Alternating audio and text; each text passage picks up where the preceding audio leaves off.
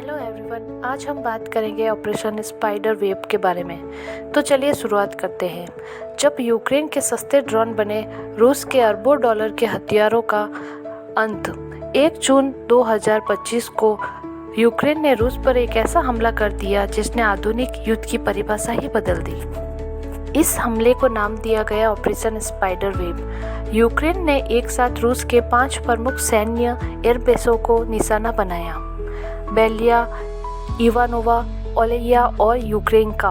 खास बात यह है कि ये सभी बेस रूस के भीतर गहरे इलाकों में स्थित थे, लेकिन यूक्रेनी ड्रोन वहां तक पहुंचने में कामयाब रहे। यूक्रेन ने इस हमले में 117 कम से कम लागत वाले FPV ड्रोन का इस्तेमाल किया। इन ड्रोन की कीमत लगभग $400 थी, लेकिन इन्हीं सस्ते ड्रोन ने रूस के अरबों डॉलर के रणनीति बॉम्बर विमान Tu-95, निगरानी विमान A-15 और कई अन्य लड़ाकू विमानों को नष्ट कर दिया। रिपोर्ट्स के मुताबिक कम से कम 41 रूसी सैन्य विमान या तो पूरी तरह नष्ट हो गए या बुरी तरह क्षतिग्रस्त हो गए हैं। ड्रोन रूसी धरती के भीतर से लॉन्च किए गए थे, जिन्हें मोबाइल घरों और लकड़ी की झोपड़ियों में छिपाया गया था।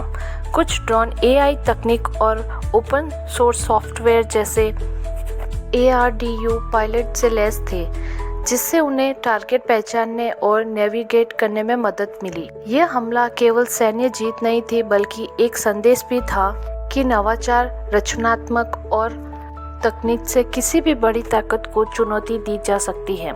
ऑपरेशन स्पाइडर वेब ने यह साबित कर दिया कि आज के युद्ध सिर्फ हथियारों से ही नहीं, दिमाग और डिजिटल रणनीति से भी जीते जा सकते हैं। रूस इस हमले को अपनी सैन्य प्रतिष्ठा और सीधा हमला मानता है। वो जल्द ही यूक्रेन के ड्रोन लॉन्च स्थलों, लॉजिस्टिक हब या कमांड सेंटर्स पर मिसाइल या ड्रोन से जवाबी हमला कर सकता है। अंदरूनी जांच और सुरक्षात्मक बदलाव। इस ऑपरेशन ने यह साबित कर दिया कि रूस के अंदर की सुरक्षा में भारी चूक हुई है। रूस अब अपने एयरबेस, सैन्य ठिकानों और सीमा क्षेत्र की सुरक्षा प्रणाली को फिर से एक नए रूप में डिज़ाइन करेगा। ड्रोन्स को डिटेक्ट और नष्ट करने के लिए एंटी ड्रोन टेक्नोलॉजी की तेज़ी से अपनाया जाएगा। डिप्लोमेटिक प्रेशर और साइबर हमले रूस का यह दावा कर सकते हैं कि यूक्रेन को पश्चिमी देशों का तकनीकी समर्थन प्राप्त है। ऐसे में रूस साइबर युद्ध, प्रोपेगेंडा अभियान या राजनीति दबाव बढ़ा सकता है। सख्त सेंसरशिप और घरेलू कंट्रोल रूस के अंदर जनता के बीच एक डर का माहौल पैदा कर रहा है। इसलिए संभावना है कि पुतिन सरकार आंतरिक असंतोष को दबाने के लिए मीडिया और सोशल मीडिया पर सख्ती करेगा या नहीं।